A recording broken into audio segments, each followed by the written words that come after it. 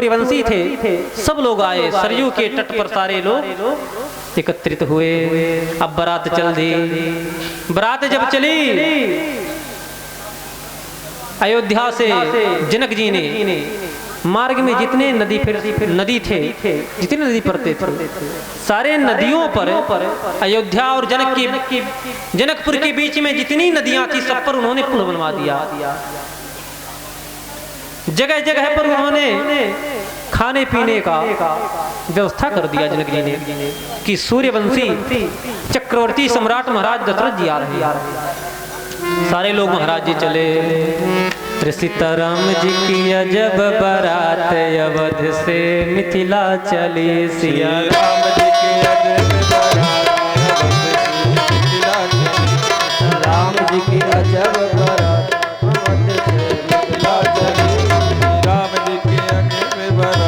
अवध से मिथिला चली।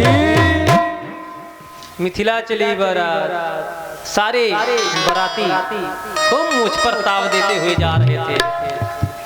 कोई पूछे कहाँ, बोले जनकपुर जा रहे हैं।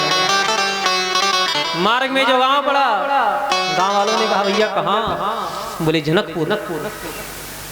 क्या करने, बोले बारात में जा रहे हैं। किसके लड़के की शादी है, जानते नहीं। चक्रवर्ती सम्राट चूड़ामणि राजाधिराज महाराज श्री दशरथ जी के पुत्र के बेटे के विवाह में। गांव वालों ने पूछा दूल्हा कहाँ है। गांव वालों ने कहा दूल्हा कहाँ है, दूल्हा दिखाओ। अब दूल्हा ये नहीं है। दूल्हा पहले ससुराल में पहुंचा है, बाराती खाली खाली। दूल्हा दिखाओ। जो मुझ पर ताव दे रहे थे धीरे से पीछे हो गए। कौन जवाब दे। वशिष्ठ जी के पास गए, गुरुदेव गड़बड़ हो रहा है क्या। अरे लोग पूछ रहे हैं दूल्हा दिखाओ, दूल्हा कहाँ से लावे। वशिष्ठ जी ने कहा भरत को बता दो, भरत को बता दो। भरत ही राम ही की अनुहारी, सहसा लखी न सकही नर नारी। भरत और राम एक जैसे हैं। हाँ ये ठीक है।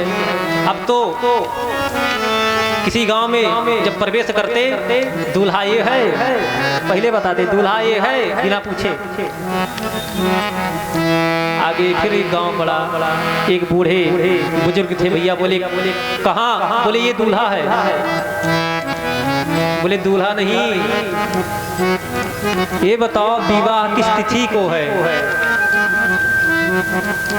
किस तिथि को है विवाह, पता नहीं। मिथिला वाले कहते हैं 3 महीने पहले आ गया था बारात। 3 महीने पहले। कोई कहते हैं कि 2 महीने पहले, कोई कहते हैं 15 दिन पहले। विवाह किस तिथि को हो किसी को नहीं पता। अब तो सब पीछे हुए, बोले गुरुदेव बड़ी दिक्कत है। अब तक दूल्हे के लिए फंस रहा था, अब विवाह के लिए फंस रहा है। किस तिथि को क्या जवाब दे। वशिष्ठ जी ने कहा भैया चुपचाप चलो, ज्यादा बोलो मत, नहीं तो जवाब देते देते रास्ता खत्म हो जाएगा, जवाब नहीं।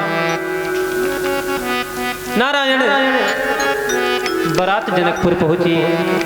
जनकपुर पहुंची तो राम लक्ष्मण पिता से मिलने के लिए लालायित थे। इधर दशरथ जी लालायित थे।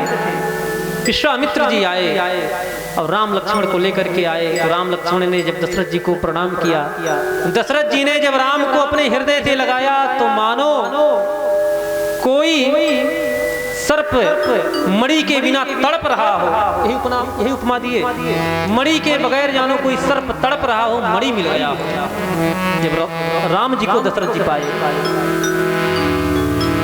लोग बड़े प्रसन्न हुए। सीता जी ने देखा बहुत भारी भीड़ है, काफी भीड़ है, और हमारे पिताजी कहीं संभाल पावे या ना संभाल पावे, कहीं हमारे पिताजी की जो प्रतिष्ठा है वो दांव पर ना लग जाए। तो सीता जी ने उन्हें सिद्धियों को बुलाया, जानकी जी ने सिद्धियों को बुलाया और कहा जाकर के सबकी खातिरदारी करो। अब सिद्धियां आई, सब स्वर्ग जैसे वैभव प्रकट कर दी। किसी को तनिक भी पता नहीं चला। कोई समझ नहीं पाया कि ये सब हो कैसे गया। समझ पाया कौन?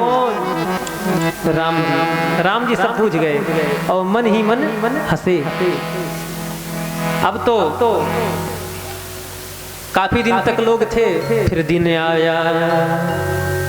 दिन आया, कौन सा दिन? दिन किसने रखा? बोले ब्रह्मा ने। ब्रह्मा ने दिन ढूंढ करके, लग्न ढूंढ करके पत्रिका भिजवा दिया। पत्रिका जनकपुर में जब आया तो जनकपुर वाले भी वही दिन, वही लगन, वही तिथि विचार से निकाले थे। जनकपुर वालों ने कहा, अच्छा ब्रह्मा भी ज्योतिषी हैं, ब्रह्मा भी ज्योतिषी हैं। यही कहा जनकपुर ने। जनकपुर वासियों ने यही कहा कि ओहो ज्योतिषी आ ही विधाता, विधाता ज्योतिषी हैं।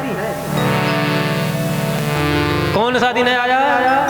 अरे मंगल मूल लगन दिन आया।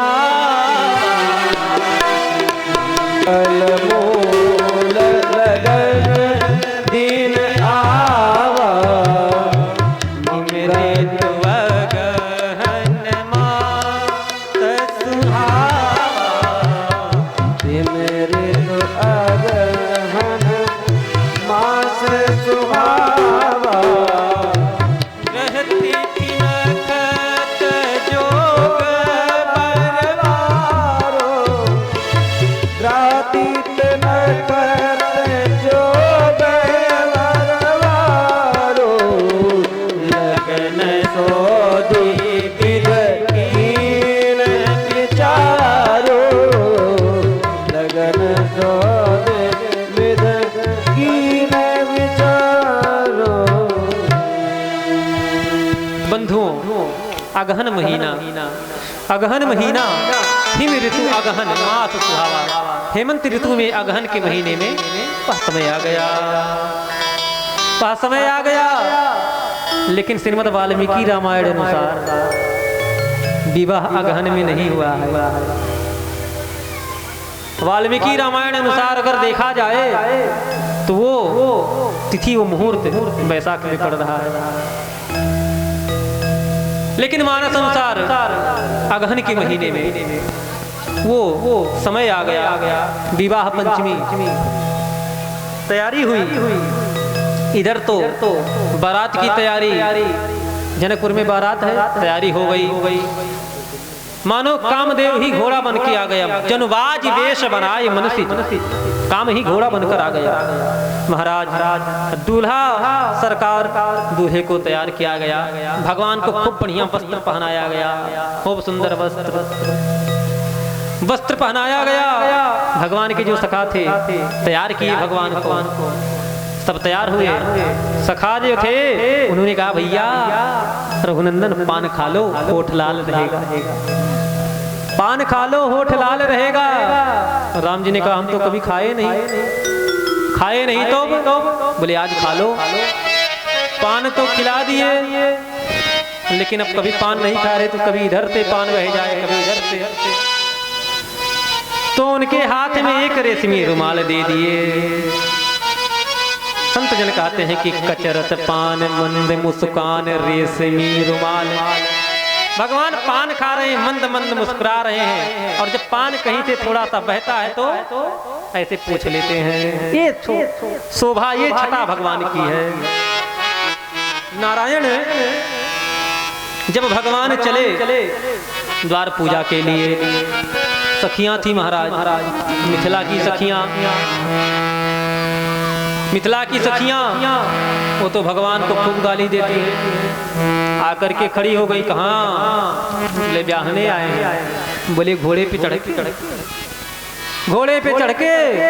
अरे अब तक आए, जनवासे से घर तक आ गए, वही ठीक है, आगे घोड़ा नहीं। बोले फिर? बोले यहाँ से पैदल चलना पड़ेगा। लक्ष्मण जी ने कहा कि रघुनंदन पैदल नहीं जाएंगे, ये पैदल नहीं चलते हैं। सखियों ने कहा, अच्छा हमको मूर्ख बनाते हो। विवाह के उमंग में अयोध्या से पैदल चल के जनकपुर चले आए और कह रहे पैदल नहीं चलते हैं। कहते हैं अरे उतरी जाओ यही लाल, उतर जाओ यही लाल, चलो पैदल लिया,